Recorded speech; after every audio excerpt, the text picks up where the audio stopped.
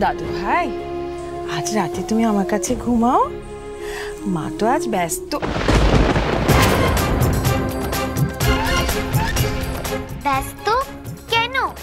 কি করবে মা?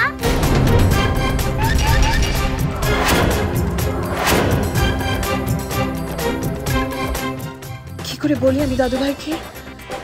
পঞ্চমী যে ওর পুজো করার কথা তারককে বলতে বারবার বারণ করছে।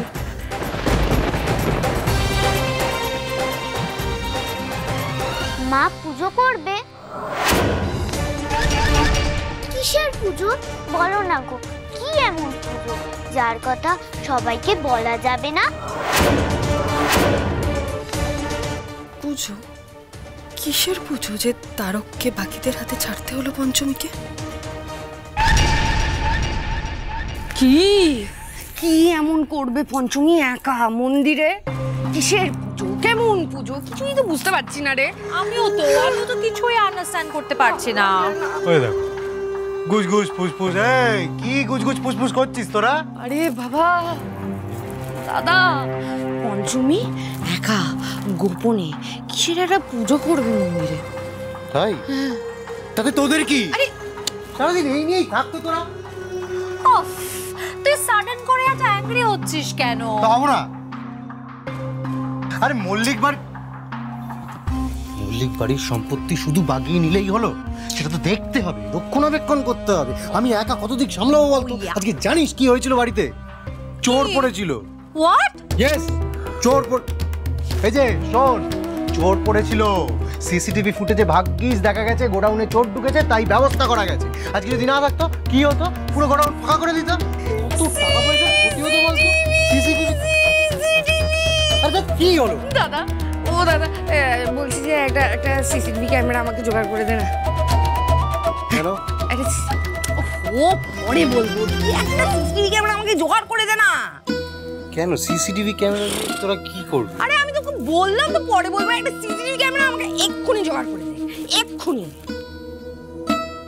আগে তুই আমাকে কারণটা বলবি, তারপর সেটা শুনে বুঝে ভেবে আমি তোকে বলবো যে আমি তোকে সিসিটিভি ক্যামেরা জোগাড় করে এনে দেবো কি দেবো না। বল। আরে দাদা বল। আরে বাবা বল। তুমি মন্দিরের ভেতরে সিসিটিভি ক্যামেরা লাগাবো হয়েছে? হ্যাঁ, আরে দেখ, পঞ্চমী মন্দিরের ভেতরে গোপনে ও পুজো করবে। হ্যাঁ, কি এমন পুজো? কি কি কিসের পুজো করবে ও? তাও আবার ওই পুজোতে নাকি কারোকে থাকতে দেবে না, এমনকি তারককেও না। হ্যাঁ, জানতে হবে না, শুধু জানতে হবে না, আমাকে নিজের চোখে দেখতেও হবে। তোর কি মাথাটা পুরোপুরি গেছে? হ্যাঁ, তুই মন্দিরে ক্যামেরা লাগাবি? অফ, কেন লাগাতে পারবে না? মেনি মন্দিরে ক্যামেরা ইজ। আমি বলছি শোন, এই বাড়ির মন্দিরকে তোরা ওইসব করিস না। এই বাড়ির মন্দিরে ক্যামেরা লাগাস না। এই দাদা, কি হয়েছে তোর বলতো? হ্যাঁ, তোর মাথাটা খারাপ হয়ে গেছে, তুই আমাদের বাধা দিচ্ছিস কেন? হ্যাঁ, আরে বাবা, ক্যামেরাটা তো তুই ফিক্স করবি, তুই তো যাবি আমাদের সাথে মন্দিরে, তাই না? বাক, আমি ওসব করতে পারবো না। বাক। ওয়াই টেল আমাদের। শোন, আমার হাত ঠিক হয়েছে জয় বাবা, বাবা গো, আমার হাত ঠিক হয়েছে বাবা নীলকণ্ঠের দয়ায়। আর পঞ্চমী হলো বাবা নীলকণ্ঠের ভক্ত। আমি কোনো রকম ভাবে ওই ভক্ত আর ভগবানের মধ্যে আড়ি পাতব না। বলছি শোন, সব করিস, ছেড়ে। ঠিক আছে, ঠিক আছে, তোকে কিছু করতে হবে না। তুই আমাকে ক্যামেরাটা এনে দে, এক্ষুনি এনে দে, আমি লাগিয়ে নেব। কি ব্যাপার বলতো? তুই পঞ্চমীর পুজো দেখার জন্য এতটা মরিয়া? আরে তোর কি পাপের ভয় নেই?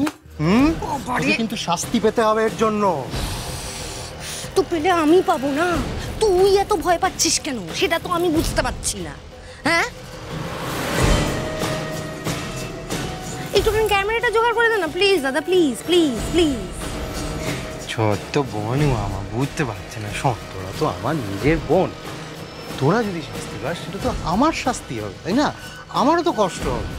বলছি শোন, এটা করিস না, তোকে কিন্তু এর মাসুল গুনতে হবে। আরে দূর বাবা, দূর দূর, ভাল লাগে না। আরে এটা তো কলিযুগ, কিছু হবে না। আর তুই তো এক্ষুনি তো তুই বলছিলিস যে পুরো ব্যবসাটা তোকে একা একা দেখতে হচ্ছে, তাই তো? হ্যাঁ, তো ঠিক আছে, তুই ব্যবসার দিকটা দেখ, আমি বাড়ির দিকটা দেখছি। আরে বাবা, এই চিত্রা, পঞ্চমী, এরা আমাদেরকে সম্পত্তি থেকে বঞ্চিত করার জন্য কি ঘোট পাকাচ্ছে, এটা তো জানতে হবে, তাই না? আরে দেখ, এইভাবেই কিন্তু আমি তো সাহায্য করছি। এবার প্লিজ প্লিজ তুই একটু ক্যামেরাটা এনে দে না, যা, প্লিজ প্লিজ প্লিজ। শোন, আমি কিন্তু এখনো বলছি, শেষবারের মতো বলছি, এসব করিস না বোন আমার। মন্দিরে এসব করিস না, মন্দিরটা ছেলে খেলার জায়গা নয়। মন্দিরে ক্যামেরা ফিট করিস, ক্ষতি হবে। তুই নিজেও কিন্তু বুঝতে পারছিস না বনু, কোন সর্বনাশ তুই নিজে ডেকে আনছিস, তুই বুঝতে পারছিস না। আমার কথাটা শোন। দাদা আমার সোনা দাদা, যা না, এবার তুই চুপ কর, তুই যা, দিয়ে আমার জন্য সিসিটিভি ক্যামেরাটা নিয়ে আয়, যা। চল আমি চল।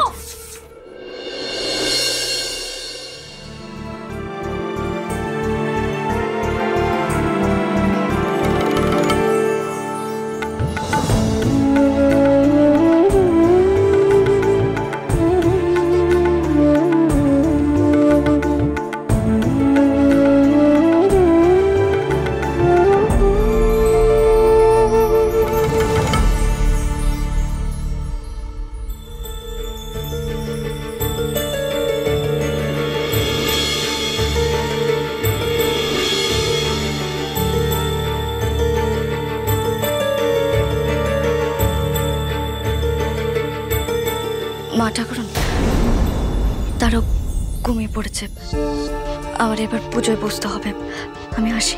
দাঁড়াও পঞ্চমী, একটু দাঁড়াও।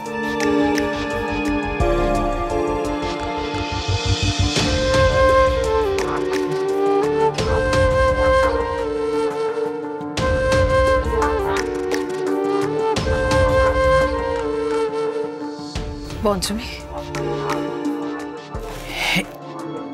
এই শাড়িটা তুমি পরবে। আমি খুব ভালো করে জানি তুমি তারকের মঙ্গল কামনার জন্য এই পুজোটা করছো। ওই অসুরের সন্তান আর চিত্রার হাত থেকে রক্ষা করবে বলে ওকে।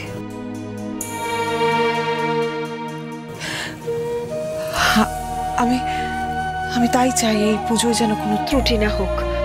পঞ্চমী, তুমি এই শাড়িটা পরে শুদ্ধ হয়ে পুজোয় বসো, কেমন? ধরো।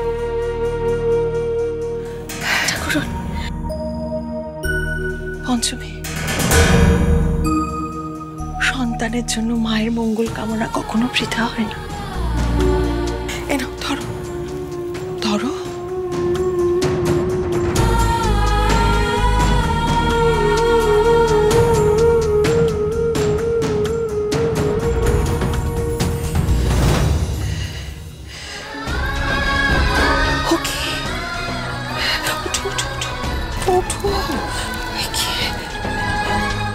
তুমি কাঁদছো কেন?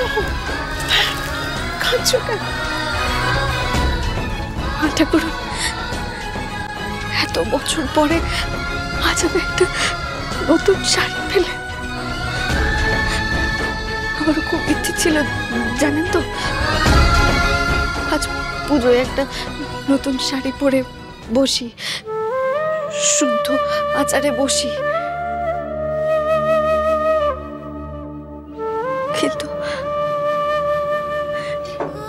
কিন্তু আমাকে যে নতুন শাড়ি কিনে দিতে পারতো, সে যে অনেক দূরে চলে গেছে।